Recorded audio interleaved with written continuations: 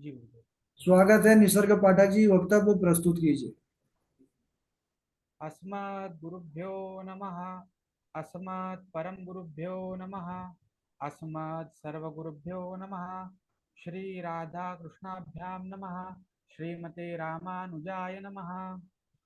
लंबोदरं परमसुन्दरमेकदन्तं पीताम्बरं त्रिनयनं परमं पवित्रम् उदयदिवाकरनिभोज्वल कान्तिकान्तं विघ्नहरं विघ्नेश्वरं सकलविघ्नहरं नमामि।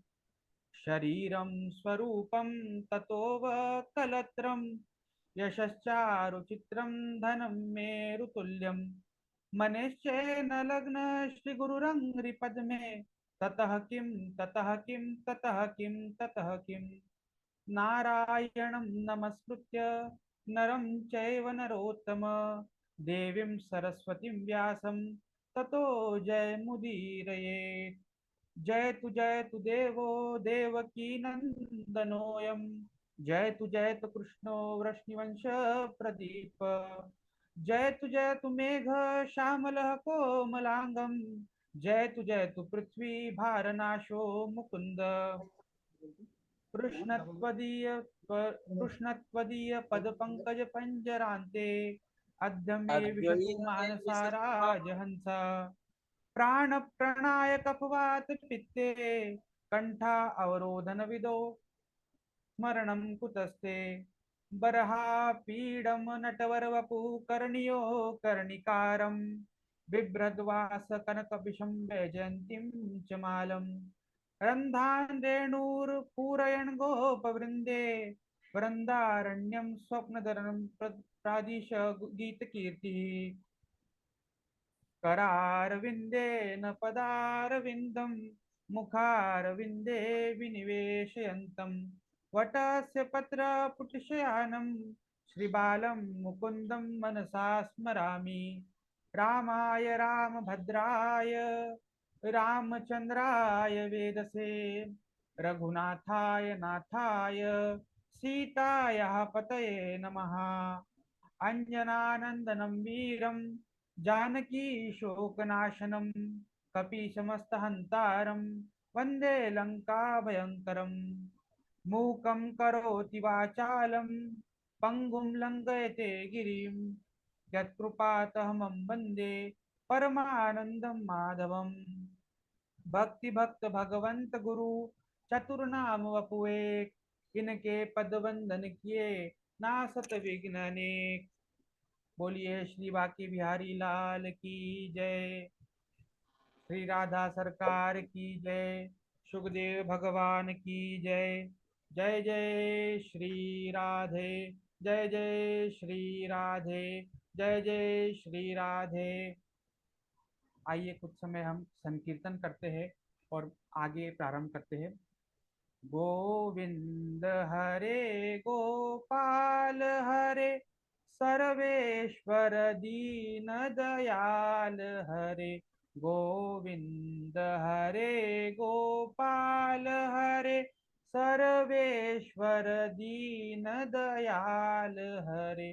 गोविंद हरे गोपाल हरे सर्वेश्वर दीन दयाल हरे। गोविंद हरे गोपाल हरे सर्वेश्वर दीन दयाल हरे। गोविंद हरे गोपाल हरे सर्वेश्वर दीन दयाल हरे। अनंत कोटि ब्रह्मांड नायक अचिंत कल्याण गुणगण निधान सर्वेश्वर सर्वाधिपति अकारण करुणा वरुणालय अकारण करुणा कारक सकल जन कल्पश परात्पर परब्रह्म अनंत कोटि कंदर्प दर्प दलन पटियान निर्गुण निराकार सगुण साकार बंधु करणेक बंधु सच्चिदानंद घन परमात्मा श्री कृष्ण एवं श्री राधा रानी के युगल चरणारविंदों में दास का बारंबार प्रणाम। समस्त भक्तजन जो भी जूम के माध्यम से भी सुन रहे हैं सभी को मेरा प्रणाम। सिया राम में सब जग जानी, करूँ प्रणाम जोर जुग पानी। तो आइए हम एकादश स्कंद के अंदर उद्धव जी और भगवान श्री कृष्ण के संवाद को आज मैं आपके सामने प्रस्तुत करता हूँ। उद्धव जी भगवान श्री कृष्ण से कहते हैं, ना हम तमाग्रि कमलम क्षणार्धमपि केशव, युक्तम समुच्चय नाथ स्वधामम नयमपि। उद्धव जी कहते हैं कि भगवान मैं आपके क्षण, आपके सिवा एक क्षण भी नहीं रह सकता, आप मुझे आपके धाम लेके चलो। तब भगवान श्री कृष्ण कहते हैं कि अभी 7 दिन बाद ही ये जो द्वारिका नगरी है, ये पूरी तरीके से जलमग्न हो जाएगी। और ये जो कलयुग का जो शुभारंभ होगा, इसमें लोग जो है अधर्म करेंगे, गलत काम करेंगे। उस समय तुम्हें उस समय तुम्हें ध्यान रखना है कि मैं तुम्हें एक कहानी सुनाता हूँ, एक इतिहास सुनाता हूँ। ये जो इतिहास है, ये अवधूत भगवान श्री दत्तात्रेय जी का है और महाराज यदु जी का है। भगवान दत्तात्रेय जी कहते हैं कि मैंने 24 गुरु बनाए हैं। कौन कौन से? पृथ्वी, वायु, आकाश, जल, अग्नि, चंद्रमा, सूर्य, कबूतर, अजगर, समुद्र, हिरण, मछली, पिंगला वैश्या, कुरड़ पक्षी, बालक, कुमारी कन्या, बाण बनाने वाला, सांप, मकड़ी और भृंगी कीड़ा।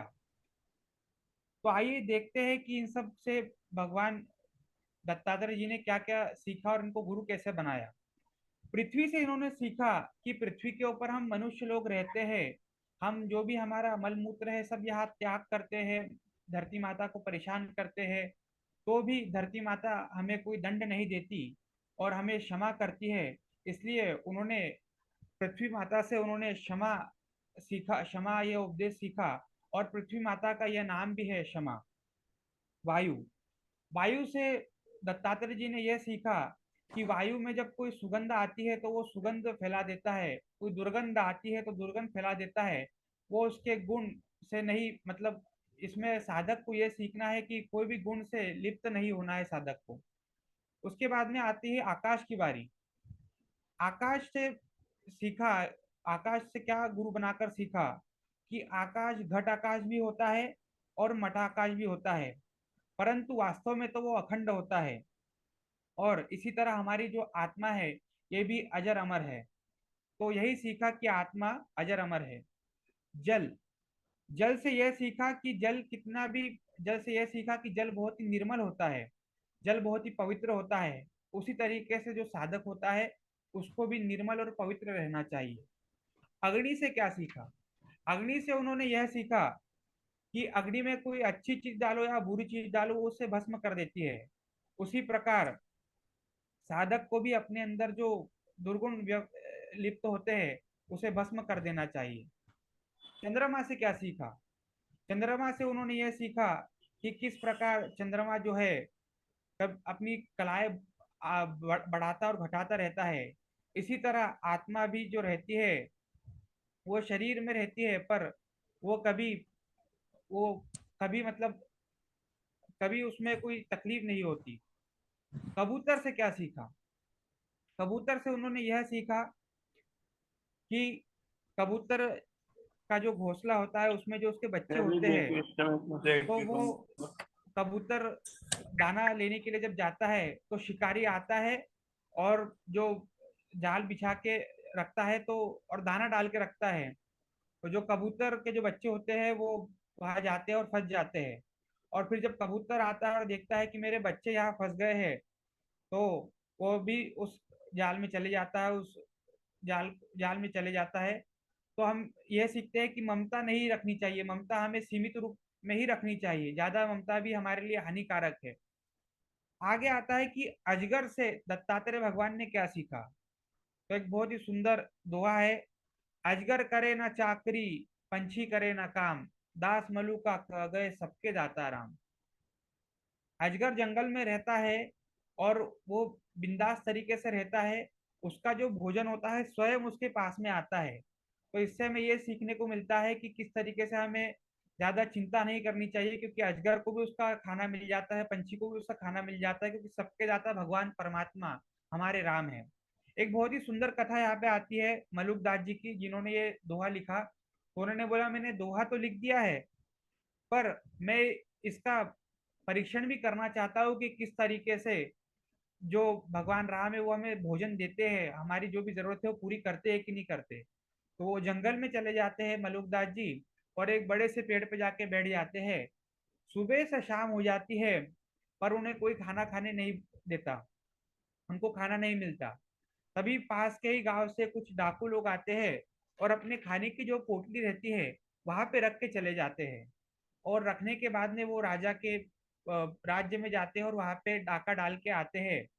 आने के बाद में वो खाना खाने के लिए बैठते हैं, तो पहले वो बोलते हैं कि बंटवारा तो होता रहेगा, पहले खाना खाएंगे।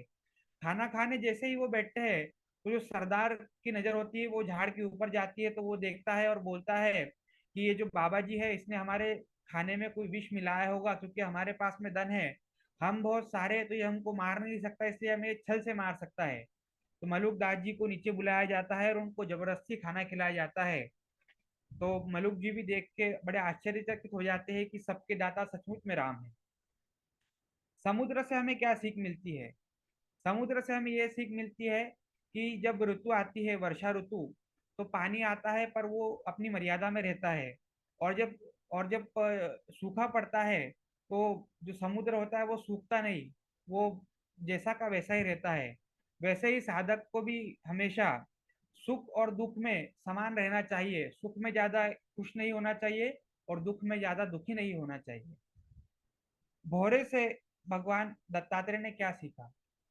भौरे से उन्होंने ये सीखा कि भौरा जिस तरीके से फूल पे जाता है और वहां से उस फूल में से रस निकाल के लाता है, उसी प्रकार से साधक को भी शास्त्र ग्रंथ और जो हमारे वेद है उसमें से सार तत्व को ग्रहण करना चाहिए। इसके बाद में बारी आती है पिंगला वेश्या की। एक राजा होता है मिथिला नगरी में, वहां पे ये वेश्या रहती है। ये सुबह तैयार होके बैठ जाती है लोगों की प्रतीक्षा में। सुबह से शाम हो जाती है पर कोई नहीं आता, तो उसे वैराग्य की प्राप्ति हो जाती है। आशा ही परमं दुखम, नैराश्यम परमं सुखम, यथा संदिग्ध कांताशम, सुखम शुश्वास पिंगला। आशा जो है ये परम दुख का कारण है। अगर हम आशा नहीं करेंगे तो हमें कोई दुख नहीं होगा। यही चीज पिंगला वैश्य सीख जाती है और वो वैराग्य को प्राप्त हो जाती है। इसके बाद में बारी आती है कुरूर पक्षी की। कुरूर पक्षी जो होता है वो छोटे छोटे, कुरूर पक्षी जो होता है वो मांस का टुकड़ा लेकर उड़ रहा होता है और उसके ऊपर कुछ चील जो है हमला कर देते हैं। हमला जैसे ही करते तो वो डर जाता है और बोलता है कि अब क्या होगा, तो वो अपना जो मांस का टुकड़ा होता है उसे फेंक देता है। और वो जो चील होती है, चील का जो झुंड होता है, वो उसे खाने के लिए चले जाते हैं। तो यहाँ पे साधक को क्या सीखना चाहिए ये बताया है कि गुरु क्यों बनाया क्रूर पक्षी को, कि हमें जो भी बुराई होती है उसे हमें त्याग कर देना चाहिए, और जो भी बुरी चीजें उसका जल्दी से त्याग कर देना चाहिए। फिर उसके बाद में बारी आती है बालक की, छोटे बालक की। बालक से दत्तात्रेय भगवान ने क्या सीखा? बालक से यह सीखा कि बालक कोई भी स्थिति हो, किसी के सामने ना घबराता है ना डरता है, ना उसे अपमान का भय होता है ना ही सम्मान की कोई इच्छा। इसी प्रकार साधक को भी ज्यादा सम्मान और अपमान के भय से नहीं घबराना चाहिए। उसके बाद में बारी आती है कुंवारी कन्या की। तो उस उनको गुरु बना के भगवान दत्तात्रेय ने क्या सीखा? उन्होंने यह सीखा कि एक कन्या रहती है, उसके घर पे कुछ लोग आते हैं उसे देखने के लिए, शादी विवाह के लिए, तो वो उनके लिए भोजन बना रही होती है। और वो धान कूटती है तो चूड़ियों की आवाज आती है। चूड़ियों की आवाज आती है तो वो धीरे धीरे करके सब चूड़ियां निकाल देती है, और जब तक दोनों हाथों में एक एक चूड़िया ना रहे तब तक उसे निकालती है, और बाद में धान कूटती है। तो इससे हमें यह सीखना चाहिए कि इससे हमें यह सीखना चाहिए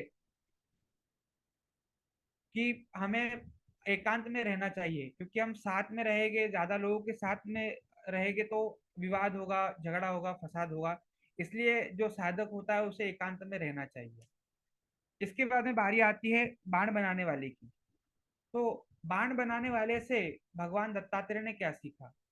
बाण बनाने वाला इतना तन्मय और इतना मग्नता के साथ में कार्य करता है कि वहां से उसके सामने से राजा और राजा की सेना जाती है, पर वो उसे देखता भी नहीं, अपने काम में तल्लीन रहता है। इसी प्रकार से साधक को भी अपने कार्य में तल्लीन रहना चाहिए और अपने भजन में मग्न रहना चाहिए। सर्प से भगवान दत्तात्रेय ने क्या सीखा। आगे जो बारी है सर्प की है, तो सर्प से उन्होंने यह सीखा कि सर्प जो होता है वो स्वयं का घर नहीं बनाता, वो दूसरों के घर में जाके रहता है। उसी प्रकार साधक भी जो होता है उससे ज्यादा आश्रम और बड़े बड़े चीजों के चक्कर में नहीं पड़ना चाहिए। जहाँ उसे जगह मिले वहीं पे उसे रहकर अपना भजन और ध्यान करना चाहिए। इसके बाद में बारी आती है मकड़ी की। मकड़ी से क्या सीखा गुरु दत्तात्रेय जी ने। उन्होंने यह सीखा कि जो मकड़ी होती है अपनी लार से जाल बनाती है, उसमें शिकार पकड़ती है, खाती है और उसी जाल को फिर से खा जाती है। तो इसी प्रकार से जो जीव होता है उसे भी अपना जो अहंकार होता है और जो अपनी बुरी आदतें होती है उसे उसे उसे त्याग देना चाहिए, छोड़ देना चाहिए। इसके बाद में बारी आती है भृंगी कीड़े की।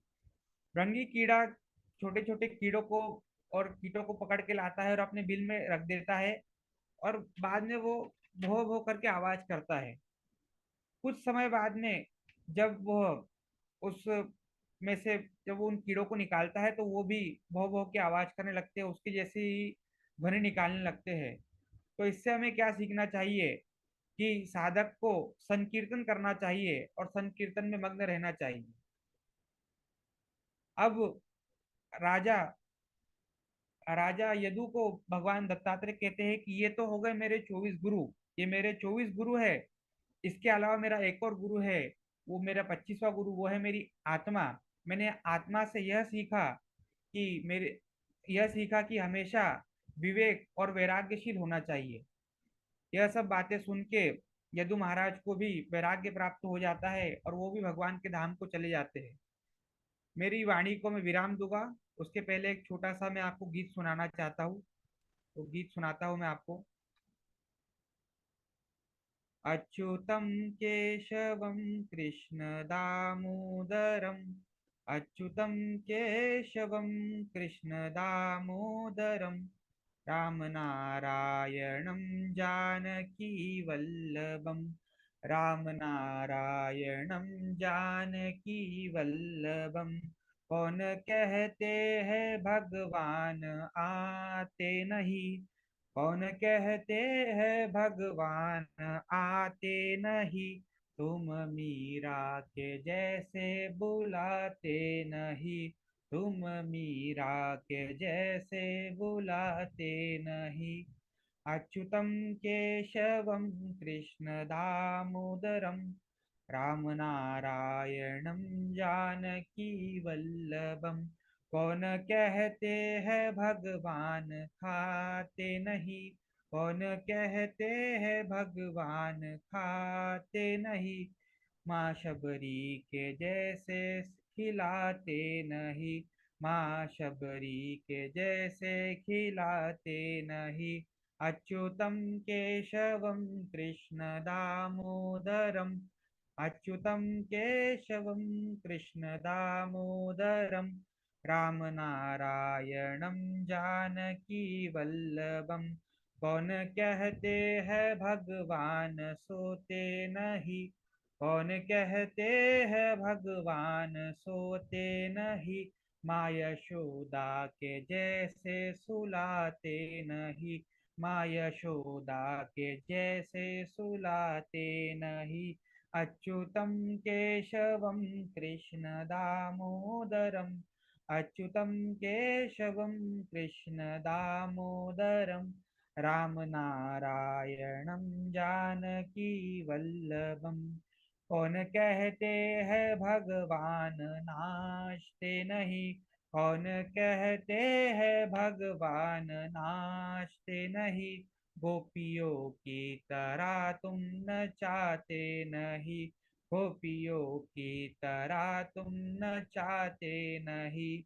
अच्युतं केशवं कृष्ण दामोदरम् अच्युतं केशवं कृष्ण दामोदरं रामनारायणं जानकी वल्लभं रामनारायणं जानकी वल्लभं नाम जपते चलो काम करते चलो नाम जपते चलो काम करते चलो हर समय कृष्ण का ध्यान करते चलो हर समय कृष्ण का ध्यान करते चलो अच्युतम केशवम कृष्ण दामोदरम अच्युतम केशवम कृष्ण दामोदरम राम नारायणं जानकी वल्लभम राम नारायणं जानकी वल्लभम याद आएगी उनको कभी ना कभी याद आएगी उनको कभी ना कभी कृष्ण दर्शन तो देंगे कभी ना कभी कृष्ण दर्शन तो देंगे कभी ना कभी प्रणाम गुरु जी राधे राधे बहुत सुंदर बहुत बढ़िया। हमारे निसर्ग जी तो पहले वक्तव्य में ही प्रसन्न कर दिए हमको। और हमारी प्रसन्नता अकेले की नहीं है, हमारी प्रसन्नता झा जी की प्रसन्नता है, डॉक्टर साहब की है, राघव जी की है। बहुत सुंदर प्रथम वक्तव्य में तो आपने हिला दिया। आपकी आवाज बहुत कम आ रही है। जी, राघव जी भी हमारे बताएंगे। अब झा जी प्रसन्न है, राघव जी प्रसन्न है। बहुत अच्छा, ऐसा लग ही नहीं रहा था कि आप पहली बार कर रहे हैं। अति सुंदर पाठक जी, अति सुंदर। धन्यवाद भैया धन्यवाद। नहीं, बहुत सुंदर भैया, बहुत अच्छा। बहुत बहुत धन्यवाद। चलो, प्रथम प्रस्तुति प्रसन्नता देने वाली है। और सभी लोग ऐसे ही हैं, हमारे जितने भी परिवार है विद्यालय का, सब बढ़िया बढ़िया वक्तव्य ही करते हैं। बहुत अच्छा लगा। सभी धन्यवाद। प्रसन्न हैं, जितने लोग जुड़े हैं सभी आपके वक्तव्य को सुन करके। और बहुत लोग अपना भाव अ, वक्तव्य का जिसको कहते हैं कमेंट चैट उसमें लिखे हुए हैं। बहुत बढ़िया। गुरुजी घनश्याम जी का भी होना चाहिए।